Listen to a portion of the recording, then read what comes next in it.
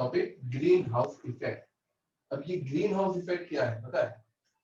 सी, अब हमने देखा है कि पूरे इंडिया में ही नहीं, पूरे वर्ल्ड में इंडस्ट्रियलाइजेशन और अर्बनाइजेशन बढ़ते जा रहा है। मतलब इंडस्ट्रीज डेवलप हो रही है, शहर डेवलप हो रहे हैं, गांव टूटते जा रहे हैं, डेवलपमेंट हो रहा है, जिसके वजह से पूरे वर्ल्ड में फॉरेस्ट जो है वो कम होते जा रहे हैं। अब जो ट्रीज होते हैं उनको कहा जाता है लंग्स ऑफ नेचर। क्यों लंग्स कहा जाता है? क्योंकि ट्रीज क्या करते हैं, हमारा निकाला हुआ कार्बन डाइऑक्साइड, फिर डिकम्पोजिशन हुआ कार्बन डाइऑक्साइड, और जितना भी एटमॉस्फेयर में कार्बन डाइऑक्साइड है वो सब एब्जॉर्ब कर लेते हैं और रिलीज करते हैं ऑक्सीजन। ठीक है, कार्बन डाइऑक्साइड ले लेते हैं और ऑक्सीजन देते हैं। लेकिन दुनिया भर में अब वो क्या रहा है, ट्रीज कम होते जा रहे हैं। और ट्रीज कम हो गए तो कार्बन डाइऑक्साइड छोड़ने वाले बहुत सारे हैं। प्लांट्स कार्बन डाइऑक्साइड रिलीज करते हैं during the process of respiration, animals release करते हैं by the process of respiration, इतने सारे ह्यूमन बीइंग है वो भी रिलीज करते हैं by the process of respiration. फिर जब आप कोल जलाते हो, पेट्रोल जलाते हो, डीजल जलाते हो, तो भी कार्बन डाइऑक्साइड रिलीज होता है। ठीक है, मतलब आप कोई भी एक्टिविटी करोगे तो CO2 रिलीज होगा। ठीक है, तो CO2 रिलीज होने के बहुत सारे रास्ते हैं, लेकिन एब्जॉर्ब करने का एक ही रास्ता था और वो था ट्रीज। लेकिन हमने क्या किया, डेवलपमेंट की वजह से ट्रीज को ही काट डाला। अब ट्रीज ही नहीं रहेगी तो कार्बन डाइऑक्साइड एब्जॉर्ब कौन करेगा? और अगर कार्बन डाइऑक्साइड एब्जॉर्ब नहीं होगा तो ये पूरा एनवायरनमेंट कैसे स्टेबल हो? तो हो ये रहा है कि दिन ब दिन कार्बन डाइऑक्साइड के बढ़ने के कारण अर्थ का टेम्परेचर बढ़ते जा रहा है। क्योंकि कार्बन डाइऑक्साइड क्या करता है, जो सन की गरम गरम रेस होती है उसको अर्थ से बाहर स्पेस में नहीं जाने देता। हमारे आसपास ये गरम गरम रेस घूमती रहती है, जिसके वजह से the temperature of earth is rising. ठीक है, तो आपके पास भी कभी मौका मिले तो एक एक प्लांट जरूर उगाओ। ठीक है, अपार्ट अब होता ये है, जैसे बताया कि सन की जो रेस होती है वो रिफ्लेक्ट होके पहले स्पेस में चली जाती थी, ठीक है, अर्थ के बाहर चली जाती थी। लेकिन अब कार्बन डाइऑक्साइड ज्यादा होने के कारण एयर में कार्बन डाइऑक्साइड बढ़ गया, इसके वजह से अब ये गर्म गर्म हवा है हमारे आसपास ही रहती है। अब आसपास रहेगी तो गर्मी बढ़ेगी। ठीक है, अभी देखो अक्टूबर 16 है आज, बराबर, या अभी ये टाइम पे भी आपको गर्मी लग रही होगी। ठीक है, तो टेम्परेचर बढ़ रहा है। नॉर्मली ये टाइम पे आज से 10 साल पहले गर्मी नहीं होती, लेकिन अब गर्मी बढ़ रही है। ठीक है, ग्रीन हाउस इफेक्ट इसी को कहा जाता है। ग्रीन हाउस की वजह से पूरे अर्थ पे अब दिन ब दिन टेम्परेचर बढ़ते जा रहा है। ठीक है, हमारा जो अर्थ है वो गर्म होते जा रहा है। Carbon dioxide is one of the reason responsible for this effect. You know that carbon dioxide is one of the component of air. You have also studied the role of carbon dioxide in plant. But if the excess of carbon dioxide in the air, it acts as a pollutant. ठीक है, मतलब अगर carbon dioxide access होगा, बहुत ज्यादा होगा, तो वो पॉल्यूटेंट का काम करेगा, फिर वो एयर को पॉल्यूट करेगा। ओके, अब can you help Paheli find out the answer to the question? On one hand, CO2 is continuously releasing because of human activity. On the other hand, forest is decreasing. ठीक है, तो यहाँ पे पहली भी एक क्वेश्चन में है, पहली के क्वेश्चन है कि वो करे तो क्या करे। इंडस्ट्रीज एक बाजू बढ़ते जा रही है, हमारी एक्टिविटीज की वजह से कार्बन डाइऑक्साइड बढ़ते जा रहा है, और दूसरे ही बाजू पेड़ कटते जा रहे हैं। प्लांट जो है वो यूटिलाइज करते जा रहे हैं carbon dioxide by the process of photosynthesis, thereby decreasing the amount of CO2 in the air. Deforestation leads to an increasing amount of CO2.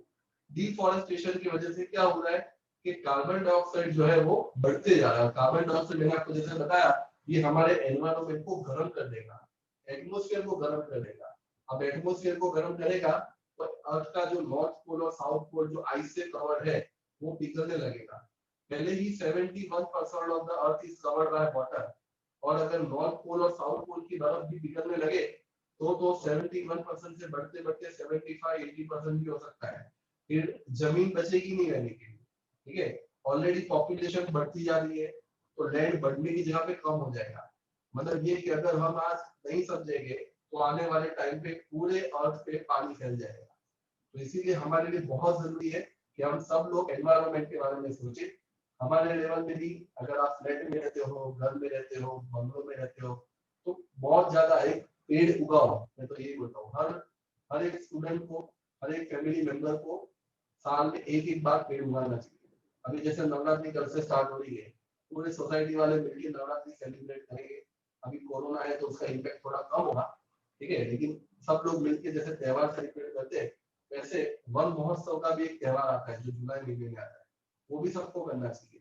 एक फेस्टिवल में एक दिन 2 दिन ऐसे देने चाहिए जहाँ पे सब घर के लोग, सब सोसाइटी में जितने भी मेंबर हैं सब लोग इकट्ठा हो, पेड़ उगाए सोसाइटी के कॉमन प्लॉट में, अपने अपने घर में, अपने अपने घर के बाहर, मेन रोड पे, जहाँ पे भी जगह मिले, ठीक है। इसको त्योहार की तरह सेलिब्रेट नहीं करेंगे तब तक लोगों में इसकी अवेयरनेस नहीं आएगी और तब तक ये जो ग्लोबल वार्मिंग है वो बढ़ते जाएगा, ठीक है।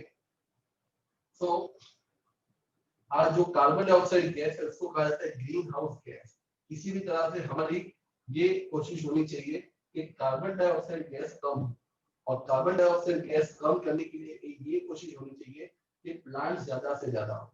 अगर देखो आपके घर पे आप टेनामेंट में रहते हो तो आपके घर पे टेरेस होगा, तो टेरेस पे भी हम वो आजकल तो प्लास्टिक के पॉट आते हैं, बहुत सस्ते आते हैं, तो प्लास्टिक के पॉट लगा के फिर म्युनिसिपैलिटी को कॉल करके आप कितने सारे प्लांट आपके टेरेस पे मस्त गार्डन बना सकते हैं, ठीक है। बहुत अच्छा है, दूसरों को ऑक्सीजन मिले या ना मिले, हमको और हमारे परिवार को ऑक्सीजन मिलता है, ठीक है। तो ये हम सबको करना चाहिए।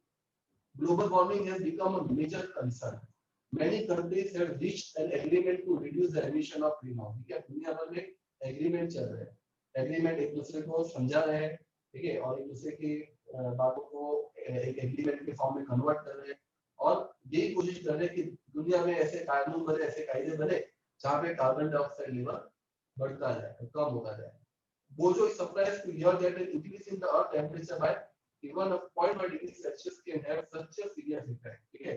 हमारा जो अर्थ का टेम्परेचर अगर 0.5 डिग्री भी बढ़ गया तो वो भी बहुत सीरियस इफेक्ट हो सकता है। जैसे बताया ना कि नॉर्थ पोल और साउथ पोल पे जो बर्फ है वो पिघलने लगेंगे। इमीडिएटली आप सोचो गंगोत्री ग्लेशियर, गंगोत्री ग्लेशियर जहाँ से गंगा नदी की शुरुआत होती है वो भी अगर पिघल जाएगा, मान लो अभी तो वो जमा हुआ है, लेकिन अगर 10 साल में वो पिघल गया तो गंगा नदी सूख जाएगी। गंगा नदी निकलेगी कैसे? आज गंगोत्री ग्लेशियर बर्फ है, अभी ठंड होगी तो बर्फ जम जाएगा, फिर वो समर में पिघलता है। अगर आप सोचो कि हम इसी तरह से टेम्परेचर बढ़ाते गए तो हमारे जो हिमालय है, हिमालय के जो बड़े बड़े ग्लेशियर्स है, गंगोत्री है, यमुनोत्री है, ये सारे जो बड़े बड़े ग्लेशियर्स है ये सब रहेंगे नहीं, पूरा पानी बन जाएगा और फिर ये सारी नदियां भी सूख जाएंगी। तो इसीलिए हमको आज उसको रियलाइज करना है, तब जाके हमको इसका फायदा 20-25 सालों बाद मिलेगा। ऐसा नहीं कि आज स्टेप उठाएंगे तो कल से प्रॉब्लम सॉल्व नहीं होने वाला है, ठीक है। It's a long term impact, और लॉन्ग टर्म इम्पैक्ट के लिए आप सबको आज से स्टेप उठाने पड़ेंगे, ठीक है। तो एक बार ये टॉपिक को रीड कर लो फिर आगे बढ़ो, आगे बढ़ते हैं कुछ गाँव को। तो व्हाट अब ये ग्रीन हाउस गैसेस जो है इसमें हम आगे क्या कर सकते हैं, कैसे हम बचा सकते हैं इस देश को। तो भाई जितने भी मेट्रो सिटीज है, सबसे बड़ी प्रॉब्लम पता है कहां से आती है? मेट्रो सिटीज से आती है। मेट्रो सिटीज वो होती है जहां की पॉपुलेशन मोर देन 10 लाख होती है, 10 लाख से ज्यादा लोग जहाँ रहते हैं। अब ये सिटीज में इतनी ज्यादा भीड़ होती है, इतनी ज्यादा पॉल्यूशन होता है, इतनी ज्यादा भीड़ होगी तो रोड ट्रांसपोर्टेशन होगा, रेलवे होगा, एयरवे होगा, मेट्रो होगी, ठीक है, ये सारी ट्रेन सब होगा।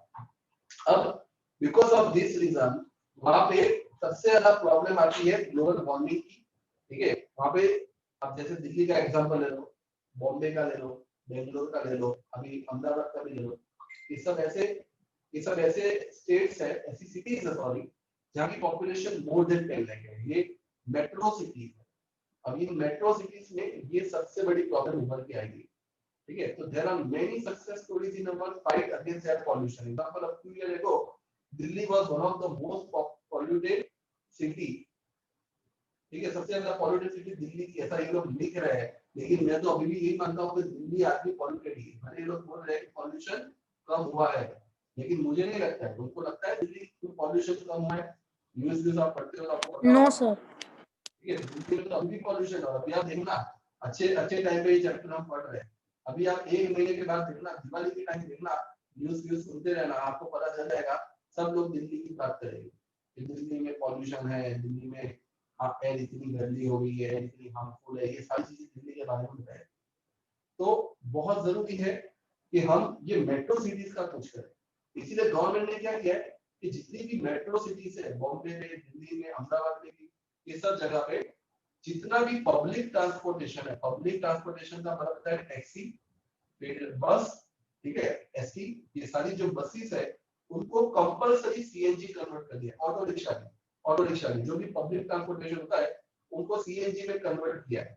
अब सीएनजी में carbon monoxide, sulphur dioxide, nitrogen dioxide जैसे हार्मफुल गैसेस नहीं होते, लेकिन हाँ कार्बन डाइऑक्साइड तो उसमें भी होता है। ठीक है, पॉल्यूशन के मामले में पेट्रोल और डीजल से वो कम पॉल्यूशन करता है, लेकिन पॉल्यूशन तो ये भी करता है, लेकिन बोले ना कि कंपैरेटिवली बहुत कम करता है। ये दोनों के सामने अभी हमारे पास जो ऑप्शंस है उसमें सबसे कम पॉल्यूशन करने वाला जो फ्यूल है वो सीएनजी है। इसीलिए गवर्नमेंट ने क्या ऑर्डर पास किया है कि जितने भी पब्लिक ट्रांसपोर्टेशन है, अब तो अहमदाबाद में भी आ गया, अहमदाबाद में तो अभी इलेक्ट्रिक बसेस भी आ गई। अगर आप कभी रोड पे निकले होगे तो आपने देखी होगी इलेक्ट्रिक बसेस चल रही है अभी। ठीक है, इलेक्ट्रिक ऑटो रिक्शा भी अभी आ गई है, इलेक्ट्रिक कार लॉन्च हो रही है। ठीक है, तो ये सब धीमे धीमे आ रहा है और आने वाले 5 सालों में जब आप लोग अपना एजुकेशन खत्म कर दोगे तब तो आपको दिखेगा कि पूरे इंडिया में जितनी भी बड़ी बड़ी सिटीज है वहां पे सीएनजी तो गया, उसकी जगह क्या आ जाएगा, इलेक्ट्रिक आ जाएगी। सारी पब्लिक ट्रांसपोर्टेशन इलेक्ट्रिक हो जाएगी, कार इलेक्ट्रिक हो जाएगी, टू व्हीलर इलेक्ट्रिक हो जाएंगे। ये सब चीज होने ही वाली है और ये होने के बाद ही हम ग्लोबल वार्मिंग को कम कर पाएंगे। ठीक है, तो डिसीजन इन्होंने लिया था कि सीएनजी लगाएंगे, सीएनजी लगाया, फिर भी प्रॉब्लम में कोई ज्यादा फर्क नहीं आया। हाँ, पेट्रोल से जो प्रॉब्लम बढ़ रहा था उस पर थोड़ी लोग जरूर लगी, लेकिन मैं ऐसा बोलूं कि दिल्ली साफ हो गया, ये तो गलत बात, दिल्ली साफ नहीं हुआ। हाँ, पॉल्यूशन पहले के कंपैरेटिवली 10% कम हुआ होगा, बाकी पॉल्यूशन के मामले में तो आज भी इंडिया में नंबर 1 है और वर्ल्ड में टॉप 5 में आता है दिल्ली।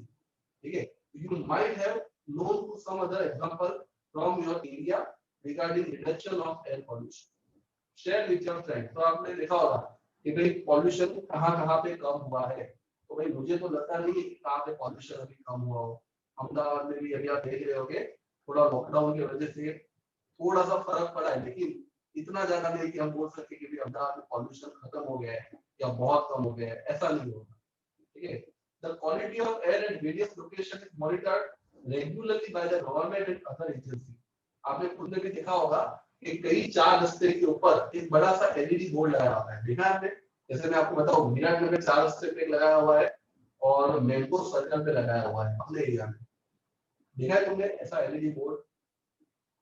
उस एलईडी बोर्ड के अंदर एयर की क्वालिटी बताते हैं कि भाई एयर की क्वालिटी कैसी है, अच्छी है या खराब है।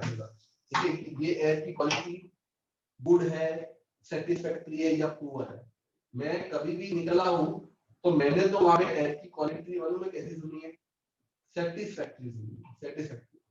ठीक है, खाली जब बारिश होती है ना तब एयर की क्वालिटी फेयर होती है या गुड होती है, वेरी गुड, एक्सीलेंट कभी नहीं सुना।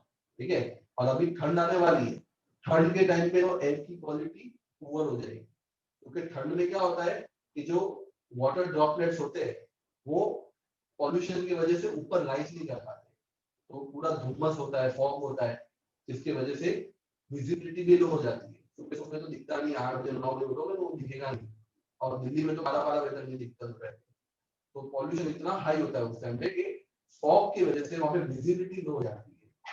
ठीक है, तो इसीलिए हमारे लिए बहुत जरूरी है कि हम कोई ऐसे स्टेप उठाए जिससे पॉल्यूशन कम हो। और पिछली बार जब ये पॉल्यूशन का मुद्दा उठा था तो उस टाइम पे वहां दिल्ली गवर्नमेंट ने ये भी सोचा था कि वो अब दिल्ली में जहाँ पे पॉल्यूशन सबसे हाई है वहां पे बड़े बड़े एयर फिल्टर्स लगाएंगे। सोचो, एयर फिल्टर्स। अब एयर फिल्टर का काम क्या होता है कि हवा को प्योर कर रहा है। और अब दिल्ली में आप नहीं मानोगे कि दिल्ली में बॉम्बे में लोगों ने, जैसे हम लोग कूलर, टीवी, फ्रिज घर में आते हैं ना, वैसे सब लोगों ने अपने घर में एयर प्योरीफायर रखना शुरू कर दिया है। ये ड्राइंग रूम में छोटा सा एयर प्योरीफायर होगा, बेडरूम में एयर प्योरीफायर होगा, ये सारे अब पर्सनल एयर प्योरीफायर रखना सबने स्टार्ट कर दिया। सोचो, पीने के लिए पहले पानी गंदा था तो हमने एक्वागार्ड और आरओ लगाया, अब हवा भी प्योर नहीं रही है, हवा प्योर नहीं रही है तो हमने अब हवा के लिए भी प्योरीफायर लगा दिया। तो ऐसी सिचुएशन में हम देखते रहे कि दिन ब दिन कंडीशन बद से बदतर होती जाएगी। इसीलिए हम हमारे आसपास की हवा को फिर भी साफ रख सकते हैं, और वो कैसे रख सकते हैं? Bye growing trees. जितने पेड़ उगाओगे उतना तुमको और तुम्हारे परिवार को फायदा मिलेगा। ठीक है, टेरेस पे मस्त गार्डन बनाओ। ठीक है, अगर आप 15 साल के हो, आपका बर्थडे आता है तो मम्मी को बोलो, मम्मी मुझे बर्थडे में कोई गिफ्ट नहीं चाहिए, मैं 15 साल की हूँ या 14 साल की हूँ, तो मुझे 14 प्लांट उगाना है, ठीक है, और वो प्लांट आप मस्त आपके टेरेस पे रखो, तो आपका और आपका परिवार ही हेल्दी रहेगा, ठीक है। दुनिया बाकी के रोग का तो हम नहीं कर सकते, लेकिन हम ऐसा कुछ जरूर प्लान कर सकते हैं हमारे लिए। ये सब जितने भी हम प्रॉब्लम्स पढ़ रहे हैं उसका एक ही रीजन है, that is there are trees जो है वो कम होते जा रहे हैं। अगर हमने ट्रीज को बढ़ाना शुरू कर दिया ना, ये प्रॉब्लम अपने आप सॉल्व होती है। पता है, अकॉर्डिंग टू रूल कोई भी एरिया के अंदर 33% मतलब कि 1/3 area should be under forest cover. 1/3 area का मतलब 1/3 हिस्सा क्या होना चाहिए कि फॉरेस्ट एरिया के अंदर हमें होना चाहिए, ठीक है। 1/3 हिस्सा 1/3 area should be under the forest cover. लेकिन पता है अहमदाबाद में कितना है? कोई बता सकता है अहमदाबाद में कितना % फॉरेस्ट कवर होगा? दिल्ली का तो मैं नहीं बोलूंगा, लेकिन अहमदाबाद का बता सकता है कोई मुझे? वैसे 33% होना चाहिए, लेकिन अहमदाबाद का कितना होगा? थोड़ा गैस तो करो, नंबर तो बोलो एक, कितना लगता है तुमको?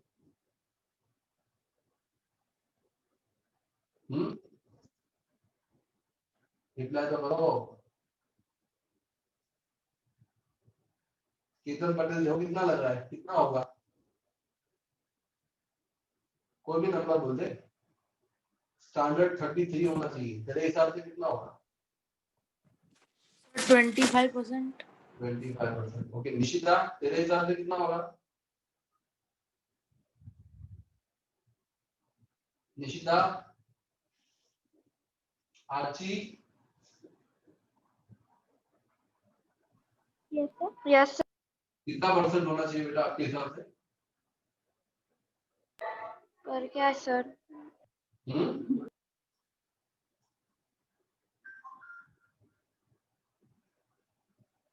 तुम लोग पढ़ सर रहे वो हो? मतलब सर आप नहीं सर, वो थोड़ा सा नेटवर्क इशू हो गया था इसीलिए। तो कितना % फॉरेस्ट एरिया होना चाहिए तुम्हारे हिसाब से? केतन बोलता है 25%, मैं बोलता हूँ 33%, तुम्हारे हिसाब से कितना लगता मेरे है? मेरे हिसाब से सर 50% तो होना चाहिए। नहीं मतलब तेरे हिसाब से होना चाहिए, लेकिन अभी अहमदाबाद में एट% कितना है, ऐसा तुझे क्या लगता है? तू जब बाहर निकलती है, आजू बाजू में पेड़ देखती है, कितने पेड़ है, तो कितना तुझे कितना लगता है कि अहमदाबाद में कितना होगा? सर अप्रोक्स मैं कह सकती हूँ 35%। तो बहुत ज्यादा बोल रही है। निशिता तेरे हिसाब से? ईशा, मनन, चलो तुमको बोलने में शर्म आती है तो रिप्लाई करो, चेक करते हैं कि भाई नेशनल स्टैंडर्ड जो है वो 33% का है, ठीक है। मेरे गवर्नमेंट ऑफ इंडिया के हिसाब से कितना होना चाहिए? 33% फॉरेस्ट एरिया होना चाहिए, ठीक है। केतन तू तेरे हिसाब से कितना है, टाइप कर। निशिता तुम्हारा सब अपने अपने हिसाब से टाइप करो। क्या सर?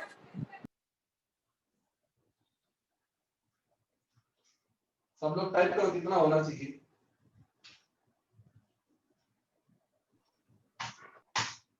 गवर्नमेंट ऑफ इंडिया के हिसाब से 33% होना चाहिए। उनको क्या लगता है अहमदाबाद में कितना % फॉरेस्ट एरिया होगा? अपने अपने आंसर टाइप करो।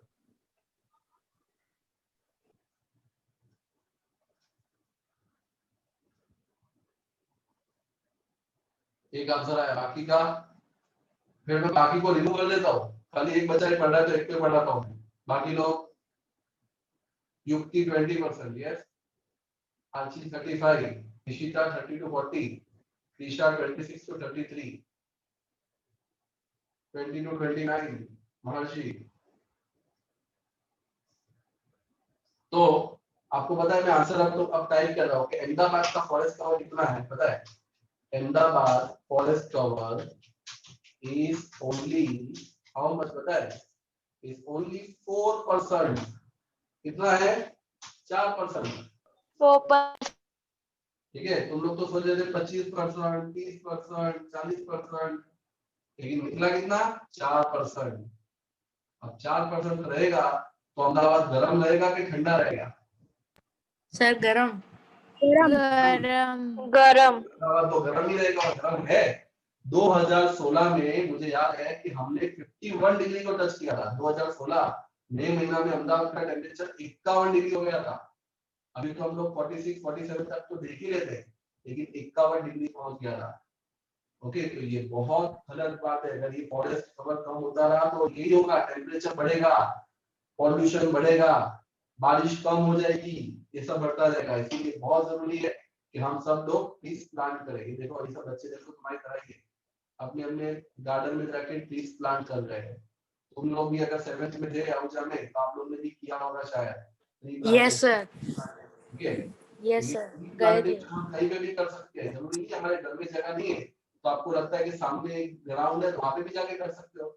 उसका थोड़ा देखभाल करो, हर रोज एक बॉटल पानी डालो उस पे जाके, बड़ा हो जाएगा। ठीक है, अपने बर्थडे में ये कर सकते हैं। बर्थडे आए तो मम्मी को बोलने का, मम्मी मैं जितने साल का हूँ उतने मुझे पेड़ उगाने। देखो मम्मी कितनी खुश हो जाएगी, पढ़ाई करने के लिए नहीं बोलेगी, वाह बेटा वाह।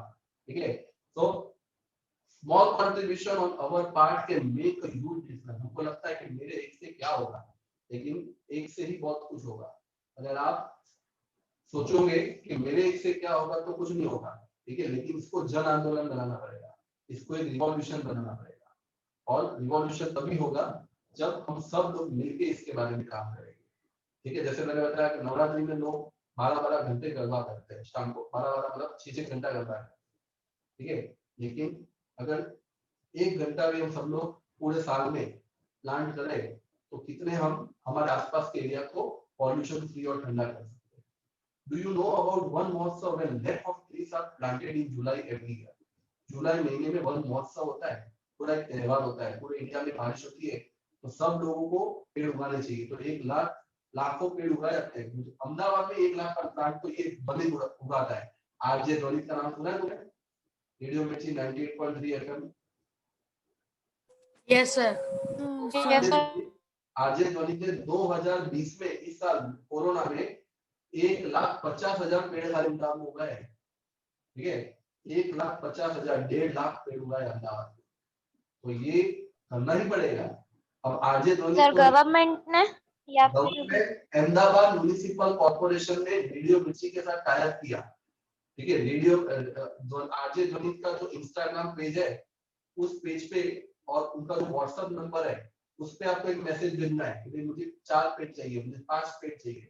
तो फिर आपके घर पे रेडियो मिर्ची की टीम और एएमसी की टीम दोनों आएगी, आपको प्लांट करके देगी और आपका फोटो भी लेगी। ठीक है, और आपको क्या करना है, बस उस प्लांट को बड़ा करना है।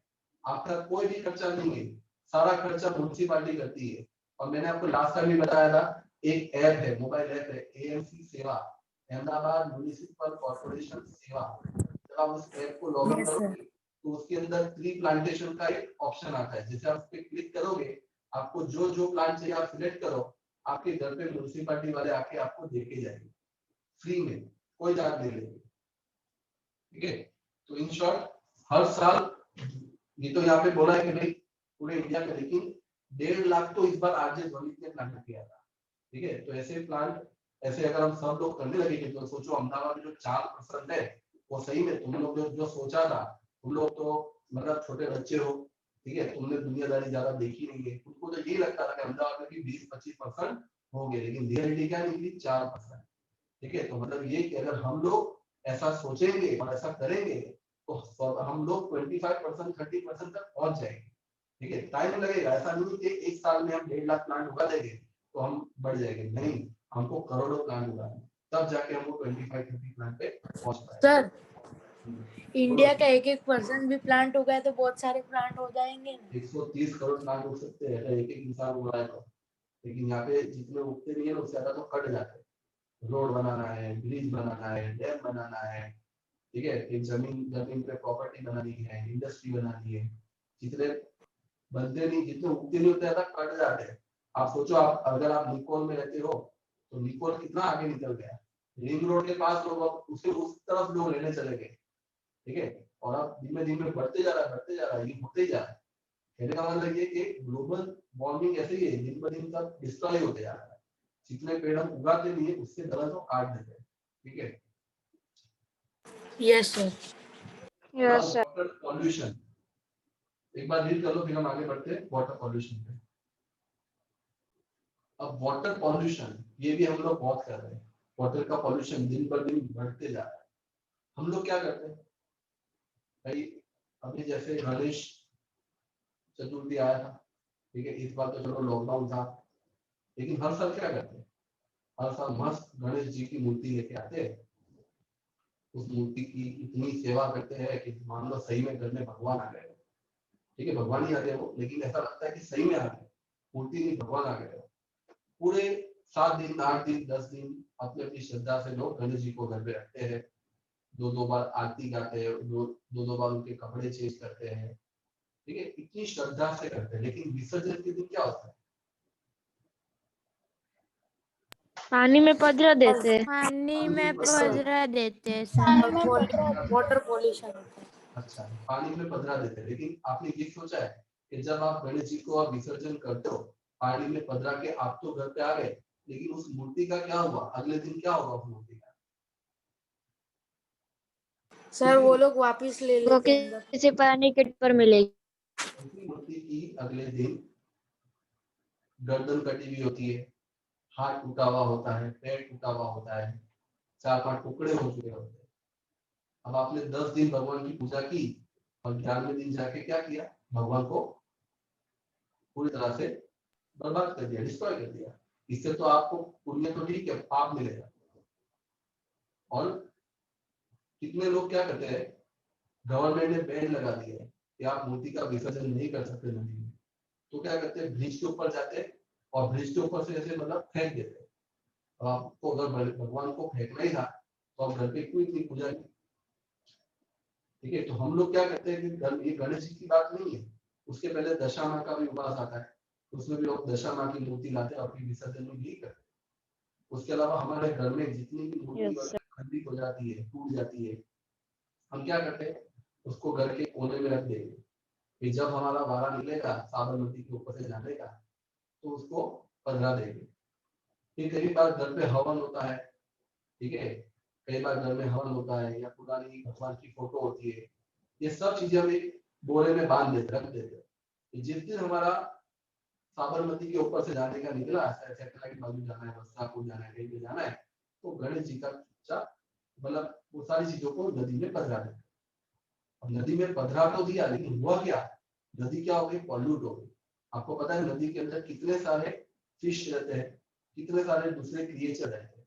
जब हम नदी को पॉल्यूट करते हैं तो उसी पॉल्यूशन की वजह से वो बेचारे मर जाते हैं, क्योंकि हमारे पॉल्यूशन की वजह से पानी का ऑक्सीजन लेवल कम हो जाता है, और due to the oxygen level कम होने की वजह से वो रेस्पिरेशन नहीं ले पाते, नहीं डाल। हमारे पॉल्यूशन की वजह से पानी में एसिड का लेवल बढ़ जाता है, हमको थोड़ी बहुत एसिडिटी होती है तो हम लोग पीते हैं। अब सोचो मछलियों को एसिडिटी होगी तो कौन को इनो पिलाने जाएगा, उनको तो रहना भी पानी के अंदर है। तो because of such type of situation बहुत सारे एक्वेटिक क्रिएचर्स मर जाते हैं। आपको पता है गंगा नदी के अंदर बहुत सारी डॉल्फिन हुआ करती थी, डॉल्फिन मछली, ठीक है, लेकिन आज आपको डॉल्फिन मिलेगी नहीं वहां पे। सोचो कहाँ गई वो डॉल्फिन, वो डॉल्फिन मर गई। पूरा का पूरा उनके जो हजारों डॉल्फिन गंगा में पाई जाती थी, आज आपको एक भी डॉल्फिन नहीं मिलेगी।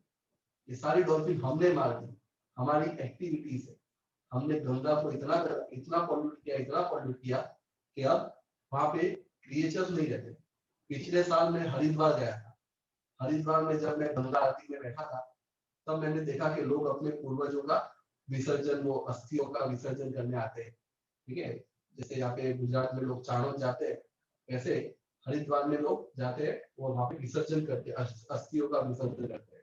मेरे सामने मैं देख रहा था कि कितने परिवार लोग आते थे, अस्थियों का विसर्जन करते थे, चलो उसमें श्रद्धा है, लेकिन क्या क्या विसर्जन करते थे, जैसे कोई दादाजी की डेथ हो गई तो दादाजी की अस्थियों का विसर्जन करेंगे। फिर दादाजी जो धोती वोती पहनते थे, कपड़े पहनते थे, वो कपड़ों का भी विसर्जन करेंगे। जो लाठी का यूज करते थे वो लाठी की विसर्जन करेंगे। मतलब ये कि जितनी भी चीजें सब विसर्जन करेंगे। अब सोचोगे ऐसी कोई कपड़ा का विसर्जन किया, उसमें मछली आके फंस जाएगी तो क्या होगा, वो मर जाएगी। मतलब ये कि हम लोग नदियों को सबसे ज्यादा पॉल्यूट करते हैं। और ये बात भी सच है कि नदियों की पूजा करते हैं, नर्मदा को माता मानते हैं, नर्मदा माता, गंगा माता, यमुना माता, और उसकी तो आरती भी करते हैं, दो बार तो आरती होती है। लेकिन इंडिया में जिसकी हम पूजा करते हैं उसी को हम सबसे ज्यादा बर्बाद करते हैं। अमेरिका वाले नदियों को भगवान नहीं मानते हमारी तरह, कनाडा वाले भी नहीं मानते, लेकिन उनकी नदी अगर आप देखोगे तो हमसे हजारों गुना साफ होती है। ठीक है, हम लोग तो जिनकी पूजा करते हैं उसी को बर्बाद करते हैं। ठीक है, तो इसीलिए being a young generation, being a 5G generation, हमको ये बात का ध्यान रखना है कि हम हमारे एंड से कभी भी नदियों को पॉल्यूट ना करें। हमारे घर में जब मूर्ति अगर कोई खंडित हो जाती है या गणेश जी का जब हम विसर्जन कर रहे हैं तो उस टाइम पे हम एकदम सेंसिबल तरीके से एक्ट करें। ठीक है, हमको इस तरह का विसर्जन नहीं करना है जिससे अगले दिन गणेश जी की मूर्ति के टुकड़े टुकड़े हो जाए। ऊपर से हमको तो इको फ्रेंडली गणेश जी लाने चाहिए। ठीक है, आप इको फ्रेंडली मिट्टी वाली मूर्ति लाओ, मूर्ति छोटी होगी तो चलेगा, लेकिन विसर्जन घर पे ही करो। उस विसर्जन को हम घर पे करेंगे तो गणेश जी जो है वो आपके एक बकेट में आ जाएंगे, उनकी पूरी मूर्ति पानी में डिजॉल्व हो जाएगी। फिर उसी मिट्टी वाले पानी को आप आपके गार्डन में डाल दो जहाँ पे आपने पेड़ उगाया है।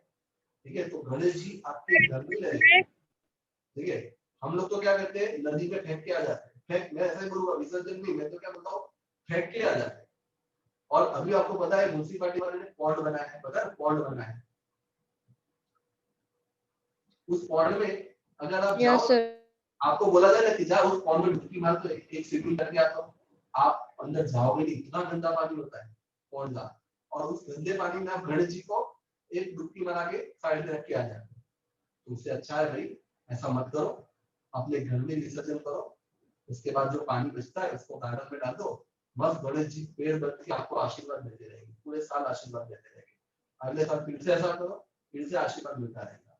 अगले अगर नदी में डालोगे तो नदी को तो पॉल्यूट करोगे, ऊपर से गणेश जी को भी दुख होगा। गणेश जी तुमको पाप देंगे, तूने मेरे को पानी में फेंका था, अब देख मैं तुमको क्या करता हूं। ठीक है, we should not pollute the water. ठीक है, ज्वाइन हो जाना फटाफट, लेक्चर एंड होता है तो ज्वाइन होना है। तो क्या करोगे, गणेश जी की विसर्जन नदी में करोगे कि घर में करोगे? नो सर, नहीं करेंगे। नो घर में सर। घर में करेंगे। ठीक है, और उसी पानी को हम हमारे गार्डन में डालेंगे। अगर हमारे घर के गार्डन नहीं है तो बाजू वाले के घर के गार्डन में डालेंगे, लेकिन गणेश जी का हम ऐसे विसर्जन नहीं करेंगे। ठीक है, मैं पिछली बार मैं रिवर फ्रंट गया था, जब गणेश जी विसर्जन हुआ था तब मैं उसी एरिया में था। तो मैं रात को 11 बजे के करीब निकला था उस रोड पे। आप नहीं मानोगे, मैंने हजारों मूर्तियां फुटपाथ पे पड़ी हुई देखी, लावारिश की तरह। फुटपाथ पे लोगों ने क्या किया, गवर्नमेंट ने तो रिवर फ्रंट पे डालने के लिए मना कर दी, लेकिन जो लोग विसर्जन करने आए थे क्या करके गए पता है, फुटपाथ पे रख के चले गए। पौड़ में इतनी भीड़ थी कि लोगों ने पौड़ में भी उनकी डुबकी भी नहीं लगाई। सब लोगों ने चलो फुटपाथ में रखी, हम भी रख के चले जाए। तो ये चीज करने के लिए आप गणेश जी को आपके घर पे लेके गए थे, 10 दिन तो आपने कितनी पूजा की, लेकिन जब उनका विसर्जन करने का टाइम आया उनको रोड पे ऐसे छोड़ के चले गए। तो इससे बोलो पुण्य मिलेगा कि पाप मिलेगा? 10 दिन हमने जो सेवा की उसका कोई पुण्य मिलेगा? सर पाप ही पाप मिलेगा। पाप मिलेगा। No sir. आपको कोई ऐसे घर पे आपकी मम्मी आपको इतना प्यार करे, इतना बड़ा करे, और फिर एक दिन ऐसे फुटपाथ पे छोड़ के चले जा रहे हो, कैसा होगा? बिल्कुल ऐसा ही है कि 10 दिन तो आपने मेहमान की तरह उनकी एकदम सेवा की, और 11वें दिन में आपने उनको इस तरह से घर से बाहर निकाल दिया। तो इसीलिए हमको ऐसा नहीं करना है। ठीक है, हमको ऐसा करना है कि जो हमारे नदियां है उनको सही में भगवान की तरह पूजना है, और भगवान की तरह हम तभी पूछ पाएंगे जब हम उसको साफ रखेंगे। ठीक है, तो we saw that water is becoming scarce due to increasing population. पानी में जबरदस्त शॉर्टेज आ रही है, इंडस्ट्रीज में पानी की कमी हो रही है, एग्रीकल्चर एक्टिविटीज के लिए पानी नहीं है। You also have studied how water becomes dirty. This means that we are adding some material to the water. तो हम क्या कर रहे हैं, पानी को गंदा करते जा रहे हैं। This spoil its quality and change its smell. Whenever harmful substance such as sewage का मतलब क्या होता है कि गंदगी, घर का जो कचरा होता है ना, कचरा होता है, चाय की पत्ती होता है, फिर सब्जियों के छिलके होते हैं, एनिमल्स की हड्डियां होती है, वो सब सीवेज में आता है। टॉक्सिक केमिकल मतलब पॉइजनस केमिकल, सिल्ट मतलब कि impurities etcetera gate mix with the water. जब ये सारी चीजें पानी में मिक्स हो जाती है तो पानी गंदा हो जाता है। आप लोग भी जब कांकरिया जाते हो, रिवर फ्रंट जाते हो, तो कैसा देखते हो, किनारे में कैसा होता है, एकदम गंदा गंदी चीजें पड़ी होती है। सोचो आप कोई आपके मान लो कोई इंडिया के बाहर से कोई आया हो, मेहमान आया हो, और उसको आप रिवर फ्रंट ले जाओ, तो रिवर फ्रंट तो उसको बहुत अच्छा लगेगा, लेकिन जब वो पानी को देख के क्या बोलेगा, तो वाटर इज वेरी डर्टी, ऐसा बोलेगा ना। इससे इज्जत किसकी जाएगी, हमारी जाएगी। Yes sir. हम हमारे देश में उसको बेचारे को घुमाने लेके आए, और वो आके अमेरिका में जाके फिर लोगों को क्या बोलेगा कि भाई साबर नदी का पानी इतना गंदा है। रिवर फ्रंट अच्छा है वो नहीं बोलेगा, अच्छी बात नहीं बोलेगा, लेकिन जो चीज उसको गंदी लगेगी वो पहले बोलेगा। इसीलिए ऐसा नहीं करना है, हमको नदी को एकदम साफ रखना है, ठीक है। तो केस स्टडी के बारे में अब थोड़ा लंबा टॉपिक चलेगा, और अगले लेक्चर में फिनिश कर देंगे, आज इतना ही करते हैं, ठीक है। Yes sir. Okay, yes sir. तीन पेज बचे हैं, तो वो 3 पेज हमारा फ्राइडे को, अगला लेक्चर फ्राइडे को होगा, ठीक है। Okay sir. यस और थर्सडे को मुझे याद दिलाना सर कल लेक्चर है? नहीं है, कल कोई लेक्चर नहीं है। थर्सडे को मुझे याद दिलाना है कि सर अपने को फ्राइडे वाला लेक्चर 3 बजे रखना है, 3:15 को, ठीक है। कोई भी yes sir. WhatsApp okay sir. हाँ।